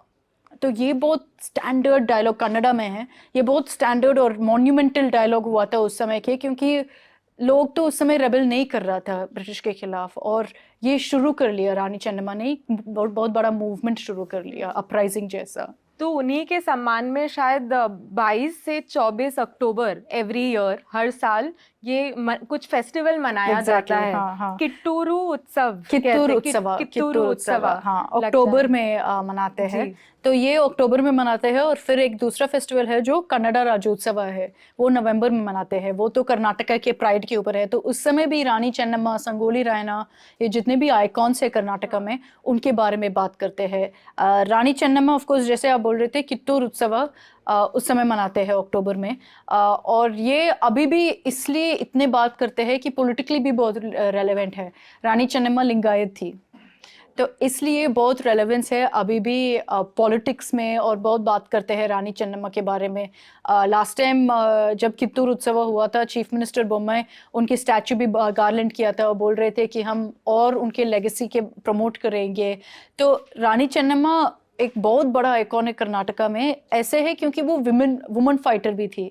और झांसी रानी की स्टोरी इतना फेमिलियर है सबको, लेकिन रानी चेन्नम्मा की स्टोरी शायद लोगों को पता नहीं है उतना ज़्यादा कि उनके, हाँ, और कित्तूर के बारे में, ये फाइट और ये पूरा रेबेलियन कैसे लीड किया था, इसके बारे में ज़्यादा स्टोरी इतना इन्फॉर्मेशन नहीं है। और इमेजिन करो कि 5 साल के लिए वो जेल में रही थी, क्योंकि वो प्रिजनर ऑफ वॉर थी, और फिर फाइनली बोलते हैं कि मतलब हेल्थ डिटीरियरेट हुआ और इसलिए उनकी मौत हुई थी। और उस ज़माने में एक औरत ने इतना बड़ा रिबेलियन किया, इतना बड़ा विद्रोह किया, तो वो काफ़ी बड़ी बात होगी। तो मैं वही पूछने वाली थी कि उसका वो मेन कारण क्या था, बिकॉज ये जो सक्सेसर की बात थी, वो डॉक्ट्रिन ऑफ लैप्स बोलते थे उनको, डॉक्ट्रिन ऑफ लैप्स जो ब्रिटिश ने इंट्रोड्यूस किया था, उसके खिलाफ लड़ रही थी, और इसलिए फर्स्ट रेबेलियन लीड करके। और ये एक कित्तूर फोर्ट है जो अभी भी आप जाकर देख सकते हैं, और ये कित्तूर फोर्ट में ही कोशिश किया था ब्रिटिशर्स ने कि ये हम कैप्चर करेंगे। उस समय रानी चेन्नम्मा ने उनको पूरा हटा के 1-2 ब्रिटिशर्स को भी हॉस्टेज लिया था, लेकिन जो ब्रिटिश लीडरशिप थे उनसे बात करके, और बहुत बात किया रानी चेन्नम्मा, यही बोलते हैं कि उनको ऐसे लड़ना ठीक नहीं लगा। बोल रही थी कि एक एग्रीमेंट पे सेटलमेंट कर लेते हैं वैसे, लेकिन नहीं हुआ। ब्रिटिशर्स ने बोल दिया हम, आप रिलीज करो हमारे हॉस्टेजेस को, और फिर हम ख़त्म कर लेंगे इस वॉर को। तो रानी चेन्नम्मा रिलीज़ कर लिया, लेकिन ब्रिटिशर्स वॉर कंटिन्यू कर लिया। और फिर जब सेकेंड रेबेलियन हुआ था, इसमें उनके नंबर्स बहुत कम थे, तो उनको अरेस्ट कर दिया। और फिर संगोली रायना जो था, जो हमेशा भारत में ऐसे बोलते हैं कि वो ये जो गुरिल्ला वॉरफेयर है ना, उन्हें ही इंट्रोड्यूस किया इंडिया में, और एक पायनियर जैसा था उसमें। तो संगोली रायना ने फाइट फॉरवर्ड कर लिया, और उसका भी यही था कि शिवलिंगप्पा को अभी किंग बनाओ, कित्तूर डायनेस्टी को। उनको भी कैप्चर कर लिया, क्योंकि वो 2-3 तरह के फाइट कर रहा था। एक जो मतलब ऐसे लड़ाई कर रहे थे, दूसरे कि उनके जो जितने भी लैंड था, संगोली रायना एक बहुत बड़ा नाम था, उनके जितने भी लैंड था ब्रिटिश ले रहे थे, और जो उनके लैंडलॉर्ड्स थे उन पे ज़्यादा बड़ा टैक्स डाल रहा था। तो इसकी वजह से सब उनको भी जेल कर दिया। अच्छा, तब बोला कि वाई शुड वी पे टैक्स। हाँ, नहीं, ये तो मतलब ये भी एक, ये रानी चेन्नम्मा ने मूवमेंट शुरू किया, हाँ, कि ये टैक्स वाई शुड बी पे इट, ये रानी चेन्नम्मा ने बहुत फेमसली बोला था, और संगोली रायना इससे फॉरवर्ड ले लिया, एक मूवमेंट जैसा। तो संगोली रैना की स्टोरी भी काफ़ी इंटरेस्टिंग है, क्योंकि उसके बाद अगर आप देखोगे उनके जो जगह उनके मॉर्टल रिमेन्स रखा है, बोलते हैं कि संगोली रैना बहुत टॉल था, कुछ 7 फीट या कुछ। तो जहाँ उनके समाधि थे, उनके एक सपोर्टर एक पेड़ इंस्टॉल किया था, और आज भी वो पेड़ है, और लोग वहाँ पे जाकर प्रेयर्स देते हैं। अगर एक चाइल्डलेस कपल जो बोलते हैं ना, वहाँ पे जाकर प्रेयर्स देते हैं, और एक क्रेडल हिंदी में क्या बोलते हैं? हाँ, क्रेडल पे। हाँ, ऐसे कपड़े जैसे भी डालते जिसमें हैं, बच्चे को बांधते हैं। हाँ, वैसे झूलाते वो हैं। बैनियन ट्री में डालते हैं और प्रे करते हैं कि संगोली रैना जैसे बच्चा हमको मिले। तो ये अभी भी एक ट्रेडिशन है। वहाँ पे एक अशोक स्तंभ भी है जो मेमोरियल है संगोली रैना के लिए, तो वो बहुत बड़ा जगह है। ये भी बेलगावी के पास ही है। और दिल्ली में भी रानी चेन्नम्मा का पार्लियामेंट, हाँ, पार्लियामेंट में एक स्टैचू है, 2007 में लगा था शायद जी। तो ये उस समय तो बहुत हाई प्रोफाइल था, और जितने भी कर्नाटका सेंट्रल लीडर्स थे सब अटेंड किया था। उस समय के प्रेसिडेंट प्रतिभा पाटिल ने अनवील किया था। तो वो सब स्टेप्स अच्छे थे, क्योंकि हम फोकस करते थे फिर रानी चेन्नम्मा की लेगेसी के बारे में भी। जी। और साइंस फिक्शन की एक सीरीज भी है, दी एक्सपेंस। उसका जो रीलोड का एक एपिसोड था, उसमें भी किट्टूर चेन्नम्मा का एक जहाज, एक शिप था उसमें, तो वो शिप का नाम रखा गया किट्टूर चेन्नम्मा। अच्छा, मेरे को पता नहीं। हाँ, तो आप ये ज़रूर चेकआउट करिएगा, आप भी चेकआउट करिएगा। तो काफ़ी इंटरेस्टिंग कहानी थी। तो अब बढ़ते हैं तमिलनाडु की ओर। तो तमिलनाडु के जो नागरकोइल एक ज़िला है, वहाँ पे एक हाथी को बहुत ही बेरहमी से पीटा गया, और वो हाथी का नाम है जॉयमाला। वो हथनी है, और जो उसके महावत यानी केयर टेकर थे, जो हथनी के बोलते हैं। हाँ, महौट। तो उन्होंने ही इस हथनी को पीटा, और इसका जो वीडियो था वो खूब एकदम वायरल हो गया ट्विटर पे। पीटा जो एनिमल राइट्स के लिए एक ऑर्गेनाइजेशन है जो काम करती है, उन्होंने ये नोटिस किया और इसका वीडियो चलाया, और इसके ऊपर काफ़ी सारे लोगों ने अपने बयान दिए कि ये एक्चुअली हो क्यों रहा है। और ये जो जॉयमाला ये हथनी है, इसी के साथ एक वीडियो आया एक था, घटना हाँ। ऐसी ही घटी थी, और वो वीडियो भी वायरल हुआ था। तो अभी ये तमिलनाडु में चल रहा है, तो अभी क्या माहौल क्या चल रहा है इसको लेकर? देखो, आयरनी ये है कि तमिलनाडु और केरला में अगर आप देखोगे, ज्यादातर मंदिर में ऐसे हाथी रखते हैं वर्शिप करने के लिए। और फिर ऐसे वीडियोस आते हैं कि उसका बिल्कुल ऑपोजिट हो रहा है, और ये जितने भी केयरटेकर या क्या हिंदी में क्या है, महावत, अच्छा, जितने भी महावत है, आपने बोला महावत? हाँ, नहीं तो हिंदी में महावत है। हाँ, महावत ही कहते हैं ना। हाँ, तो महावत जो है ये इल ट्रीट करते हैं, क्योंकि कुछ रेगुलेशन नहीं है, कुछ रूल नहीं है, सिर्फ एक ही आदमी इसको देख रहे हैं। और ज़्यादा ऐसे इंस्टेंसेस है तमिलनाडु और केरला में अनफॉर्चुनेटली, जहाँ इस मंदिर में चेन्ड ये हाथी को रखते हैं, अच्छे से खाना नहीं देते हैं। केरला में ऑफ कोर्स जो बड़े मंदिर है त्रिशूर जैसे, जहाँ पे इतना बड़ा फेस्टिवल भी होते हैं, वहाँ पे तो ज़्यादातर फोकस देते हैं हाथी को ट्रीटमेंट के बारे में, उनके पूरा केयर करने के लिए। लेकिन ऐसे 1-2 इंसिडेंट्स भी आए हैं जहाँ पे ज़्यादा वायलेंस हुआ है। लेकिन अगर ये इंसिडेंट देखोगे तमिलनाडु में, ये एक इंटरस्टेट का प्रॉब्लम भी हुआ है तमिलनाडु और असम के बीच, क्योंकि जैसे आप बोल रहे थे जयमाला है, तमिलनाडु में जयमाल्यता बोलते हैं, सेम हाथी के नाम है।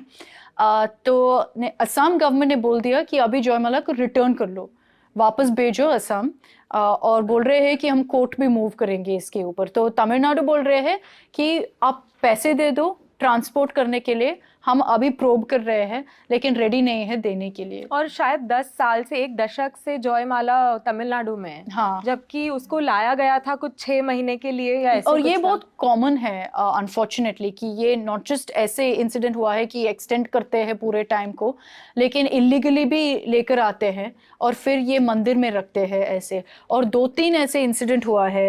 एक तो जयमाल्यता है, देवने एक है, मदुरा, मसाई, मधुमती, ये सब हाथी के नाम हैं जिसके ऊपर ऐसे वायलेंस हुआ है, जिसके ऊपर ऐसे ही मंदिर के हाथी थे और फिर उनको टॉर्चर किया है ये महावत ने। तो अनफॉर्चुनेटली इस पे सरकार तमिलनाडु में बोल दिया कि हाँ हम कुछ करेंगे। ऐसे तो देवने के साथ जब हुआ था तो फिर एक इन्वेस्टिगेशन, एक पैनल भी फॉर्म किया, लेकिन उसके बाद कुछ नहीं हुआ। तमिलनाडु में अगर आप देखोगे, मैं बोल दिया कि कल्चर है वैसे तो मंदिर में हाथी रखना, केरला में भी है, तो अनफॉर्चुनेटली उस कल्चर के मिसयूज करके ये हो रहा है। और मतलब अगर कह रहे हैं कि भगवान के लिए, मंदिर के वही, लिए, पूजा हाँ। के लिए लेके आ रहे हैं, और एक जीव को, अगर एक ऐसे एनिमल को अगर हम टॉर्चर कर रहे हैं, तो ये हमारे मतलब मानवता के ऊपर फिर जो हाँ, मैं भरोसा तो होता मतलब है वो उठ वीडियो भी जाता नहीं देख है। पाई क्योंकि इतना खराब है और एक वीडियो ये भी आया था कि उस वो जो जयमाला की जो चमड़ी थी, स्किन थी, उसको प्लायर से खींचा जा रहा था। और फिर होता है कि ये जो ऐसे हाथी होते हैं वो थोड़े गुस्सेल हो जाते हैं, और फिर जो उनके महावत होते हैं उनको एक इंसिडेंट जो गुस्से में, हाँ, मधुरा वही किया था कि उनकी माहौत को उसने मार दिया क्योंकि ऑब्वियसली गुस्से हो जाता है, और इतने बड़े हैं और जेंटल क्रीचर्स बोलते हैं एलिफेंट्स को, और इसलिए शायद ऐसे महावत कर भी सकते हैं कि उनको ऐसे वायलेंटली ट्रीट करे। लेकिन जैसे आप डिटेल्स दे रहे थे इस वीडियो के बारे में, मैंने देखा नहीं क्योंकि इतने ख़राब है और इतने इनह्यूमन है पूरा वीडियो, और दूसरी बार हो रहा है। सालों, आई थिंक 2021 में एक वीडियो आया था इसी सेम हाथी को ऐसे ट्रीट करके। ऑल टुगेदर तमिलनाडु में अगर आप देखोगे शायद 63 एलिफेंट्स बोलते हैं डेटा के बारे में कि 63 ऐसे हाथी टेम्पल मंदिर में है। हाँ। और देखो सरकार अभी बोल रहे हैं कि हम देखेंगे और इन्वेस्टिगेट करेंगे इस वीडियो के ऊपर, लेकिन इसके पहले भी जो पिछले एपिसोड में हमने डिस्कस किया फॉर्मर चीफ मिनिस्टर जयललिता के बारे में, उनको बहुत पसंद थी हाथियों को, तो इसलिए जयललिता ने एक स्पेशल कैंप भी ऑर्गेनाइज किया था जो अभी एक एनुअल अफेयर भी होता है, और इस कैंप में जितने भी मंदिर में हाथी है सबको एक रिक्रिएशन या रिहैबिलिटेशन कैंप जैसे रखते हैं 2 महीने के लिए। तो उस समय उनको बहुत अच्छे से ट्रीट करते हैं, खाना देते हैं, उनके फॉरेस्ट वॉक्स लेते हैं। तो ये 48 डेज या कुछ का कैंप है मेटुपालयम में। मेटुपालयम कोयम्बतूर में है, ऊटी के पास, और यहाँ पे रखते हैं ये स्पेशल कैंप क्योंकि जयललिता ने ऑर्डर किया क्योंकि उनको हाथी बहुत पसंद है। लेकिन इस कैंप से मतलब ट्रीटमेंट ठीक है, लेकिन उसके बाद जब मंदिर में रखते हैं वहां पे प्रॉब्लम हो जाता है कि और ऐसे ओवरऑल अगर हम देखें तो नॉर्थ ईस्ट के 1000 हाथी वैसे उनको ये अलग अलग राज्यों में बांटा गया है। हाँ। तो ये तो एक जयमाला का तो एक वीडियो है, हमें नहीं पता कि दूसरों के साथ क्या बर्ताव हो रहा है। तो ये पशु जो होते हैं वो बेचारे बोल नहीं सकते, हमारी जिम्मेदारी है कि हम उनका ध्यान रखें और ऐसा बर्ताव हम बिल्कुल ही ना करें। तो इसके खिलाफ कुछ कानून भी तो होगा, कुछ लॉ।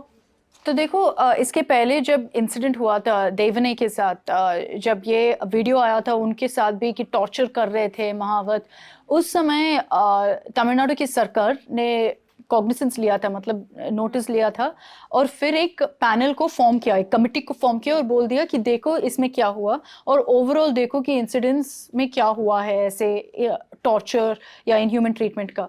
लेकिन उसके बाद हमको पता भी नहीं है कि उस पैनल से क्या हुआ, और क्लियरली अभी भी रियलिटी ये है कि तमिलनाडु में अभी भी हो रहा है जयमाला या जयमाल्याता के साथ, और जितने भी हाथी है उनके साथ ये मंदिर में हो रहा है। क्या सोल्यूशन ये है कि ऐसे एक रूल होना चाहिए कि मंदिर में आप हाथी नहीं रख सकते हैं? वो शायद इम्प्रैक्टिकल है क्योंकि स्पेशली अगर आप देखोगे तमिलनाडु केरला में एक बहुत कॉमन प्रैक्टिस है। हाँ। तो अगर वो इम्प्रैक्टिकल है और तो फिर शायद रेगुलेशन करना पड़ेगा, गाइडलाइंस रखना पड़ेगा, क्योंकि ये सब हाथी जो है चेन्ड रखते हैं, बाहर नहीं लेते हैं, बहुत छोटे जगह में रखते हैं, वो भी टॉर्चर ही है। अगर आपकी महावत भी आपको पीट नहीं रहा है फिर भी टॉर्चर ही है क्योंकि ये इतने बड़े जानवर है और इतनी छोटी जगह में रखते हैं। तो इसके ऊपर ज़्यादा डिबेट हुआ है, लेकिन ऐसे है कि अभी भी सरकार, जो तमिलनाडु सरकार है, वो नहीं मान रहे हैं कि जो जयमाला है वो वापस असम भेजेंगे। तो इसलिए असम सरकार ने बोल दिया कि हम ये वीडियो देखकर कोर्ट चले जाएंगे। तो ये अभी एक इंटर स्टेट और इंटर गवर्नमेंट राइवलरी भी हुआ है। काफ़ी मायूसी वाली खबर थी ये, और वही खबर से बढ़ते हैं और एक ऐसी खबर पर कि तेलंगाना जो राज्य है उसमें नेशनल क्राइम रिकॉर्ड्स ब्यूरो का एक रिपोर्ट आया है कि 2021 में 10,000 से भी ज़्यादा क्राइम्स हुए पिछले साल के मुताबिक, और पिछले साल थी 1,35,000, इस साल है 1,46,000, और 2019 में थी 1,18,000। मतलब आप देख रहे हैं कि क्राइम्स जो है वो बढ़ते जा रहे हैं, और ये क्राइम्स है, क्राइम्स अगेंस्ट विमेन, महिलाओं के खिलाफ जो क्राइम है वो है, साइबर क्राइम्स हैं। तो क्राइम्स बढ़ रहे हैं, और या तो ये भी हो सकता है कि क्राइम रिपोर्ट ज़्यादा हो रहे हैं, मतलब क्राइम्स की संख्या सेम हो पर शायद अब जाके रिपोर्ट ज़्यादा हो रहे हैं। तो अभी एग्जैक्टली जो ये रिपोर्ट है वो क्या कह रही है और किस तरह के क्राइम्स बढ़ गए हैं? देखो, मेरे को जब मैं रिपोर्ट पढ़ रही थी इसको, मेरे को सबसे वरीइंग एस्पेक्ट यही था कि क्राइम्स अगेंस्ट विमेन अगर आप देखोगे उसमें भी बहुत बड़ा इंक्रीज है, शायद 15% या कुछ से, आई मे बी रॉन्ग, बट यही डेटा मैंने देखा था कि 15% से इंक्रीज हुआ है एक साल के टाइम में। और ये अगर आप देखोगे पैन इंडिया में तेलंगाना वर्स्ट नहीं है, मैं साउथ इंडिया के बारे में बात कर रही हूँ। अगर आप केरला, आंध्रा, तमिलनाडु, कर्नाटका और तेलंगाना के बीच देखोगे तो Telangana has the most crimes against women. तो नेचर ऑफ क्राइम क्या है? पहले क्रूअल्टी बाय हस्बैंड है। तो ये जैसे आप बात कर रहे थे रिपोर्ट के बारे में कि लोग रिपोर्ट कर रहे हैं, तो ये एक इंडिकेटिव है कि लोग और जितने भी महिला है तेलंगाना में वो फॉरवर्ड करके रिपोर्ट कर रहे हैं पुलिस को कि देखो क्रूअल्टी है घर में, डोमेस्टिक वायलेंस है, क्रूअल्टी बाय हस्बैंड। दूसरे है assault on women, about modesty, तो ये शायद साइबर क्राइम हो सकता है। आउटरेजिंग मॉडेस्टी जो चार्ज है, तो ये भी हो सकता है, साइबर क्राइम भी हो सकता है, ये ऐसे एक इंसिडेंट ऑफ मोलेस्टेशन भी हो सकता है। तो ये काफ़ी वरीसम है, क्योंकि मेरे को लगता था एटलीस्ट कि जितने भी सिटीज़ है साउथ इंडिया में, अगर आप देखोगे, मैं ज़्यादातर चेन्नई में थी, लेकिन जब मैं कोच्चि जाती हूँ, जब मैं हैदराबाद जाती हूँ, मेरे को हमेशा लगता था कि एक सेफ्टी नेट जैसा है। और ये शायद भी हो सकता है क्योंकि मेरे को भाषा पता है और यहाँ पे उतना ज़्यादा नहीं, तो लेकिन मैं कंपेयर करती हूँ हमेशा मेरी माइंड में, और हमेशा लगता था कि ये सिटीज़ बहुत सेफ है। तो ये डेटा जब ये आए थे, मेरे को ये भी थोड़ा सा शॉक लगा कि तेलंगाना में इतने ज़्यादा क्राइम्स इंक्रीज हुआ है। और ये रूरल तेलंगाना में भी तो हो सकता है, शायद, हम लोग जब जाते सिटीज जाते exactly, हैं, हाँ। प्रिविलेज है हमारे पास, हम टैक्सी लेते हैं, खुद की गाड़ी होती है, पर ये जो रूरल तेलंगाना में जो विमेन होंगी उनके खिलाफ ये ज़्यादा शायद होंगे। बिल्कुल, आई एम श्योर कि वही केस है कि तेलंगाना में सेवरल पार्ट्स है, सिर्फ हैदराबाद के बारे में बिल्कुल नहीं है। लेकिन ये अभी जब ये इंसिडेंट और ये जब डेटा पढ़ते हैं तो एक इंसिडेंट ज़्यादातर फोकस में आता है, वो दिशा रेप केस था, और वो हैदराबाद में ही हुआ था। और वो एक बहुत हाई प्रोफाइल केस था जिसके बारे में हम सब भी रेप किया, क्योंकि ये एक 29 ईयर ओल्ड वेट के बारे में थी, 26 ईयर ओल्ड, सॉरी, वो डॉक्टर थी, वेटरनेरियन, और वो घर वापस जा रही थी उनकी बाइक पे, और उस समय उनको एबडक्ट करके 4 लोग उनको गैंगरेप करके मर्डर कर दिया, और एक दिन बाद, मर्डर के बाद, उनकी बॉडी मिल गया किसी और जगह में। तो ये चारों सस्पेक्ट को अरेस्ट कर दिया। फिर कंट्रोवर्सी हुआ क्योंकि ये सब मर गया एक इनकाउंटर में। पुलिस ने बोल दिया ये भागने के लिए कोशिश कर रहे थे, और उन सबको मतलब इनकाउंटर कर लिया। ये सुप्रीम कोर्ट में भी जा रहा है, क्योंकि सुप्रीम कोर्ट ने एक रिपोर्ट मांगा है, बोल दिया कि अब तक जो डेटा है और जो इन्फॉर्मेशन है हमारे पास, ये फेक इनकाउंटर जैसा लगता है। तो इसके ऊपर भी थोड़ा सा बहुत पॉलिटिक्स हुआ था, और ज़्यादातर क्वेश्चंस भी था कि तेलंगाना पुलिस का क्या यही पुलिसिंग मेथड है कि पहले आप क्राइम स्टॉप नहीं किया कि ऐसे हो रहा था, और फिर जब हुआ है आप लॉ को फॉलो नहीं करते हो, डेमोक्रेसी में आपने एक एनकाउंटर किया था एक्यूज्ड को। तो ये दिशा रेप केस जो है 2019 में हुआ था, और ये बहुत बड़ा टॉकिंग पॉइंट हुआ था तेलंगाना की कि क्राइम्स अगेंस्ट वुमेन हो रहा है, कि क्या महिलाएं सेफ नहीं है हैदराबाद में, क्योंकि ये एक मतलब किसी को भी हो सकता है, क्योंकि वो बाइक में जा रही थी, 26 ईयर ओल्ड थी, ऑफिस जाकर वापस आ रही थी, और उस समय एक टोल प्लाजा में ऐसे हुआ था। वो एक फेमस सेइंग है ना कि the progress of a society is measured by how it treats it's women. मतलब एक सोसाइटी का जो प्रोग्रेस है, विकास है, वो ऐसे नापा जा सकता है कि वो अपनी महिलाओं को कैसे ट्रीट करता है, उनके साथ कैसा बर्ताव करता है। तो मतलब ये सुन के I mean it's a very unsettling feeling ना। जस्ट ये निर्भया केस ले लो, या दिशा का केस ले लो, या फिर हाथरस का केस ले लो। हम बात करते रहते हैं इसके बारे में, but more people need to talk about it. बिल्कुल। और जब ये इंसिडेंट्स ऐसे होता है तो मतलब आपके मन में भी ऐसे सवाल आते हैं कि क्या हमारे सिटी या हमारे शहर भी सेफ है? मैं आपको यही पूछने वाली थी कि आप जैसे साउथ इंडिया के कई स्टेट्स में रही है और अब आप दिल्ली में रह रही हैं, तो आपको एज अ सोसाइटी आपको क्या फ़र्क लगता है safety wise as a woman? तो मतलब मेरे को पता नहीं है कि कंट्रोवर्शियल होगा कि नहीं, लेकिन मेरे को पहले एटलीस्ट 2-3 साल पहले दिल्ली में बिल्कुल अनसेफ लगती थी। रात में कभी निकलती नहीं थी, मेट्रो कभी नहीं लेती थी, क्योंकि मेरे को लगता था कि शायद क्योंकि लैंग्वेज बैरियर भी था थोड़ा सा मेरे लिए, तो मेरे को बहुत अनसेफ लगता था। अभी थोड़ा ठीक लग रहा है एक्चुअली। और शायद ये भी हो सकता है कि आपने दिल्ली के बारे में इतना सुना होगा कि 100% ऐसा है कि जब मैं चेन्नई से आई थी, आ रही थी एटलीस्ट पहले, तो मेरे पेरेंट्स इतने अप्रहेंसिव थे क्योंकि बोल रहे थे कि दिल्ली में ऐसे क्राइम्स है, निर्भया हुआ था, श्योर हो आपके मतलब आप मैनेज कर सकते हो, कोई पता नहीं है क्या है ये सब। तो जब पहले आते हो ना तो ये एक माइंड ब्लॉक है कि ऐसे ही दिल्ली है, तो इसलिए 4 बजे के बाद मैं कभी बाहर नहीं जाती थी, क्योंकि मेरे को लगता था कि हाँ नहीं, चांस नहीं ले सकते हैं। और ऐसा है कि मतलब चांस नहीं ले सकते हैं हर लड़की के लिए इस कंट्री में अभी। लेकिन चेन्नई में मैं ये बोलती हूँ क्योंकि मैं चेन्नई में ही थी मैक्सिमम टाइम। चेन्नई बहुत सेफ है मेरे को लगता है, और महिलाओं के लिए पर्टिकुलरली बहुत सेफ है, इसलिए क्योंकि पुलिसिंग बहुत स्ट्रॉन्ग है चेन्नई में। पुलिस के पास बहुत पावर है। पॉलिटिकली ऑफ कोर्स अभी बहुत बात करते हैं कि पुलिस थोड़ा वीक हो गया। 1-2 इंसिडेंट्स भी हुआ है तमिलनाडु में जो बहुत शॉकिंग था, और इंसिडेंट्स हुआ डे लाइट मर्डर्स के चेन्नई में।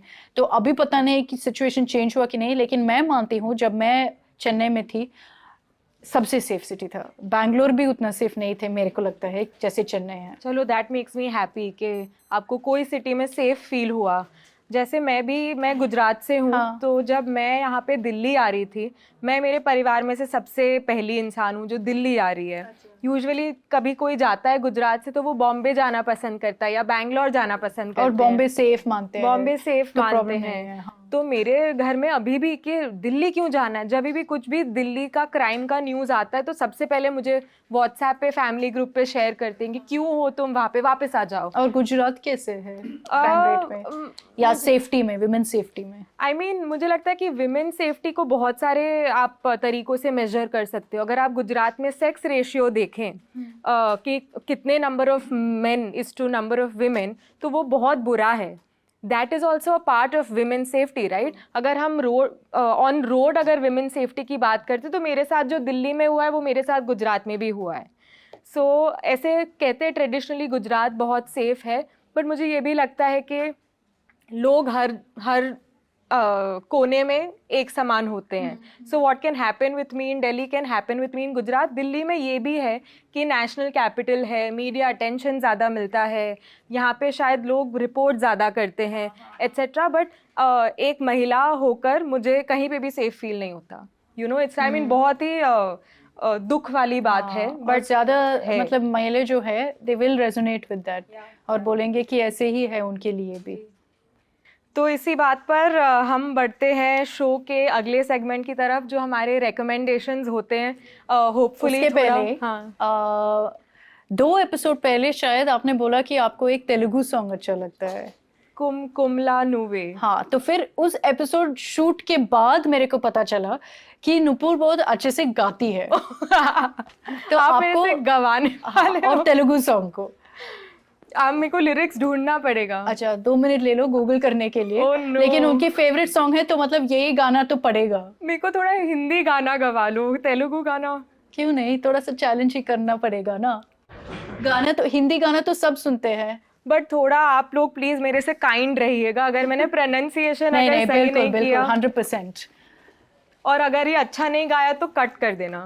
नहीं करेंगे। हाँ, एक मिनट ढूंढने दीजिए। अच्छा, तो ये तेलुगु गाना है केसरिया, जो मतलब सब सुने होंगे, तो उसका लिटरल ट्रांसलेशन है तेलुगु में। उसको केसरिया, कुमकुमला केसरिया, कुमकुमला केसरिया है केसर का, तो वहाँ पे कुमकुम बोलते हैं उसको। मिल गया आपको? मिला तो है। तो सबसे अच्छा लगा ना आपको? आई जस्ट सिंग, एक लाइन गाती हूँ। नहीं, क्या है क्या होता है? अगले एपिसोड में मैं याद करके आऊंगी। अरे नहीं, सब कुछ है गूगल में, एक पैरा तो बनता है। नहीं यार, कर चलो लो। जितना, हाँ हाँ। ठीक है। कुमकुमलानुवे चेरगा प्रिया कोटि वर्णालया नेनु इलागावे कुवलानुवे चूड़गा प्रिया वेंडी वर्षानैया वेडुकलागा। वाह, देखो इतना। लेकिन आपका ट्रांसलेशन इतने अच्छा था, मतलब आपके प्रोनाउंसिएशन नॉट ट्रांसलेशन, इतने अच्छा था, तो आपको तो यू बैक्ड इट। हाँ, नेक्स्ट टाइम मैं पूरा गाना सीख के आऊंगी। 1 घंटे के गाना नुपुर के साथ। देखो इतना नर्वस लग रहा है, आई एम स्वेटिंग। हाँ, ये तो पूरा मतलब मैंने चैलेंज थ्रो किया, उनको पता भी नहीं था ये आ रहे थे। प्लान नहीं था। अच्छा, तो आपने तेलुगु में गाया। अच्छा, तो आपने तेलुगु में गाया और एक पैराग्राफ दिया हमको, तो अभी हिंदी में गाओ, जैसे आपने बोल दिया कि वो कंफर्टेबल है आपके लिए। ये आरवा मेरे मैं लिए तो मतलब एकदम पूरा एक्सप्लॉइट कर रही हूँ। ठीक है, हिंदी तो चलो मेरे लिए मेरा कंफर्ट जोन है। एक पैराग्राफ गा देती हूँ, या गुजराती में कर ले। देखो मुझे नहीं आते गुजराती गाने। ठीक है, मैं तो ज्यादा एम्बिशियस हो गई। हाँ, भोजपुरी गाना भी गाना है अब ये अच्छा, नेक्स्ट एपिसोड, अभी पहले ही हिंदी में गाओ। चलो हिंदी। हमको मिली है आज ये घड़िया नसीब से,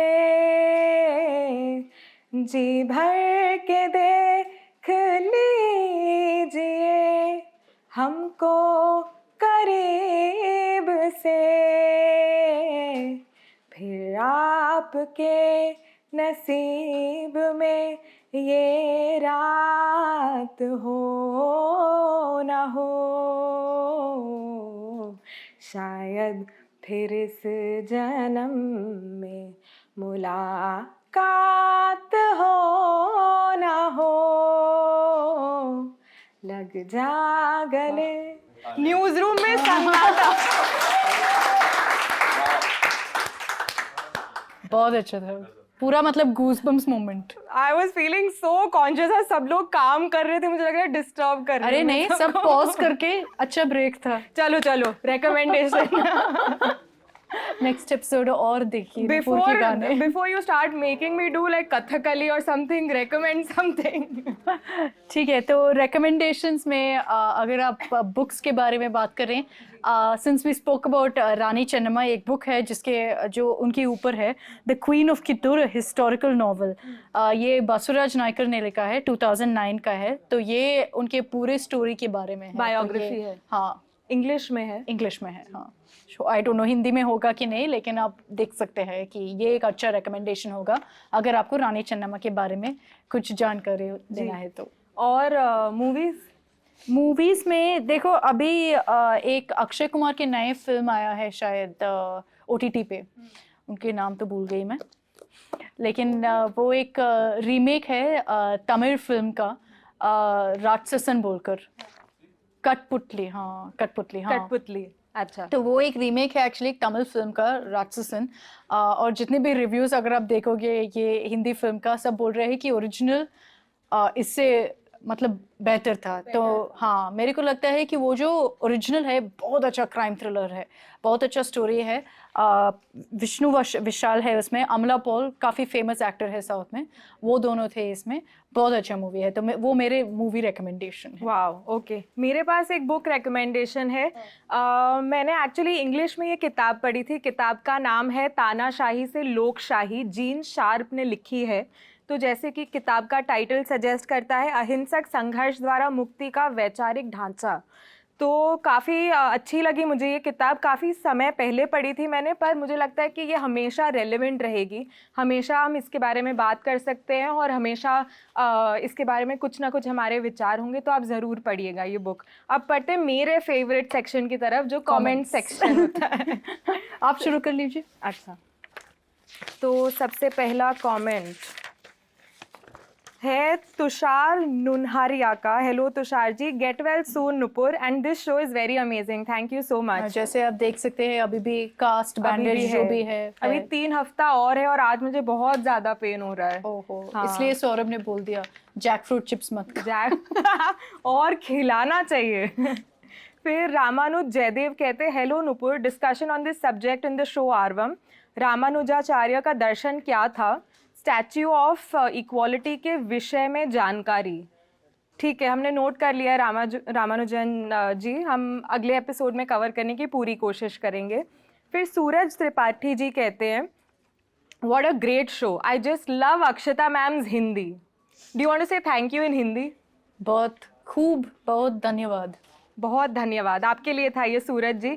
it's very much surprising that you haven't watched RRR. Must watch RRR. ये तो शेमिंग हो रहा है अभी।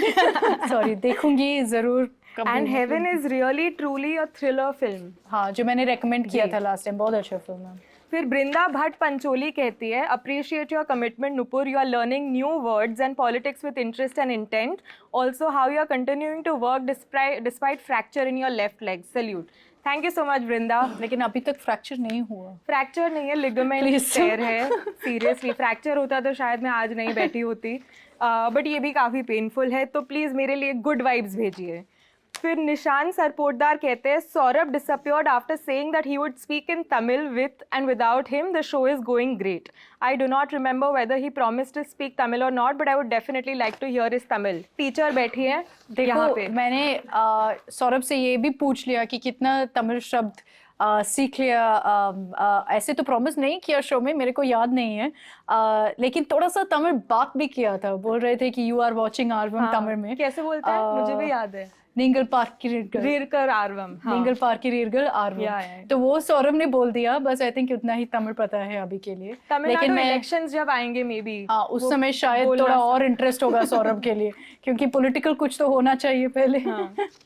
तो मैं कुछ कमेंट्स पढ़ूं पहले। तो हिमांशु हिमतानी ने बोल दिया, it's always worth to watch आर्वम, specially I keep on waiting for talks of my favourite state Tamil Nadu. Great to know. I'll suggest you to include Andal, the only female Arvar saint. Very good point. As Akshata talked about Adi Masam, coming days Tamil Nadu will be seeing Margari Masam, which is dedicated to her. Margari एक season है तमिल नाडु में जहाँ पे ज़्यादा focus करते हैं, एक auspicious time मानते हैं, और उस समय कर्नाटिक म्यूजिक फेस्टिवल्स भी बहुत पॉपुलर होते हैं. और बहुत कॉमेंट्स है हिमांशु के from Karnataka. Everyone is curious about Lingayat sect. Akka Mahadevi is one of the women saints of the Bhakti movement from Shaivism in Karnataka. Please don't forget to include Rudramma Devi in the coming discussions. The Braveheart Kakatiya Empress. Kakatiya के बारे में हमने बात किया था. And for visiting places in Telangana, Bhadrachalam, Kuntala waterfalls, Ramappa temple, dance forms of South India बहुत interesting है. Far more than Bharatanatyam, Kathakali, Kuchipudi. तो बहुत इंटरेस्टिंग कमेंट है. We'll definitely look into के बारे में तो डेफिनेटली बात करनी चाहिए. It's a very interesting topic. So thanks for that feedback and the recommendations, Himanshu. Aman Raj Singh बोल दिया कि please discuss about the upcoming Nehru boat race in Alapura. Your wish has been granted. Apart from topics, length and quality, the USP of the show is the serene and positive vibe that Nupur and Akshata maintain amid their discussion unintentionally, and that's what makes the vibe genuine. देखो हम बहुत calm हैं. अच्छा, एक और आकाश तते ने बोला है, great management skill by Saurabh that he starts a show or series and hands over the baton to the person having potential. तो देखो वो उनके लिए दोनों को कॉम्प्लीमेंट मिल गया, सौरभ को और मुझे भी. तो शंकर वतंबर ने बोल दिया, hi Akshata ji, why South Indian politics is mostly around artist or actors, please elaborate it, and also about Bangalore city infrastructure. We see most traffic issues Bangalore city has compare to other big cities. तो पहले question आपके artist or actors के बारे में, हमने last episode ने भी ये कनेक्शन के बारे में बोल दिया, जयललिता के बारे में, जूनियर एनटीआर और उनकी फैमिली के बारे में. ये बहुत इंग्रेन्ड है और सिर्फ तमिलनाडु पॉलिटिक्स में नहीं है, काफ़ी स्टेट्स में अगर आप देखोगे एक्टर्स पॉलिटिशियंस हो जाता है. और ये एक ट्रेंड है साउथ इंडिया में, क्योंकि लोग उनको वर्शिप करते हैं, पॉलिटिशियंस को वर्शिप करते हैं, सो ऑलमोस्ट नेचुरली ऑर्गेनिकली हो जाता है. ट्रैफिक इश्यू, इंफ्रास्ट्रक्चर, मैं बैंगलोर में 2 साल की थी और नाइटमेयर है ट्रैफिक वहाँ पे. और आई थिंक ज़्यादा कवरेज हमने टीवी पे भी किया था, क्योंकि मैं टीवी में काम करती हूँ, तो वहाँ पे ज़्यादातर इंफ्रास्ट्रक्चर के बारे में भी बात करेंगे. अगले एपिसोड्स में भी वो शायद हम टचअप कर लेंगे उसके बारे में. एक और जो है Ito Akira, it would be great if you talk about Tulu and Konkani in Karnataka, especially difference between Konkani people in Karnataka. Maharashtra में भी will discuss that very soon in one of our next episodes. एक और शरण कुमार मशाल ने भी जैसे हिमांशु ने बोला था अक्का महादेवी ऑफ कर्नाटका के बारे में डिस्कस करने के लिए बोल रहे थे, तो वो ये जितने भी नाम्स आप रेकमेंड करते हैं हम नोट डाउन कर रहे हैं। हम हर एपिसोड में किसी के बारे में थोड़ा सा इन डेप्थ बात करेंगे। जैसे इस बार रानी चन्नम्मा लास्ट टाइम कमेंट्स में मेंशन किया था, तो इसलिए हमने पिकअप कर दिया। Atul Fasalkar has said, I'm quite surprised it was not mentioned that the KCBC, the Kerala Catholic Bishops Council, is spearheading the agitation against the mega port. हाँ, शायद मैंने केरला कैथलिक बिशप्स काउंसिल के बारे में नहीं बोला था, लेकिन आर्च डायोसिस ने मेंशन किया था मैंने कि वो लीड कर रहा था ये protest. It must be stated that it will be a huge competition to Singapore, Sri Lanka, Dubai, और उसके साथ आकाश ने ये भी बोल दिया कि it be a huge boost for India's maritime interests. ये पिछले एपिसोड जो केरला अदानी प्रोजेक्ट के बारे में बात कर रहे थे उसके ऊपर। और फिर बोल रहा था कि at least Lallantop is highlighting this issues as against just meekly mentioning that the CM has said the protest are motivated. Isn't it in India's interest and not of any political entity. हम तो opinion नहीं देते हैं, आप decide कर लीजिए क्या बोलना है आपको, लेकिन हम इतने प्रोटेस्ट कवर कर रहे हैं जो इंटरेस्ट में है वो भी मतलब इम्पॉर्टेंट है। जैसे नूपुर लास्ट टाइम बोल रही थी कि डेवलपमेंट के बारे में भी है। तो एक और इंटरेस्टिंग कमेंट है अतुल देशवाल से। Have you recommended Thondimuthalum Driksakshiyum yet in your show? Sorry, Drik in your show. If not, please recommend it in all of Fahad's movies. Best actor in whole of India. Saurabh और मैं 100% मानती हूँ कि ये सच है। और ये जो फिल्म है हमने बात किया था आई थिंक फर्स्ट और सेकंड एपिसोड में। फहद फासिल है इस फिल्म में और बहुत अच्छा मूवी है। लेकिन मलयालम फिल्म्स में मैं बहुत पैशनेट हूँ और मैं बहुत देखती हूँ, तो हाँ हमने रेकमेंड किया था इस फिल्म में।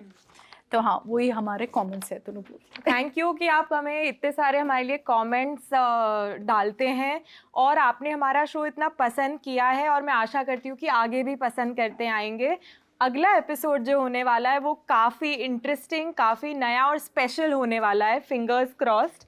तो हमारे साथ बस यूं ही जुड़े रहिए, आपका प्यार हमें देते रहिए और हमारा शो आरवम देखते रहिए। अगले एपिसोड में फिर मुलाकात होगी। धन्यवाद।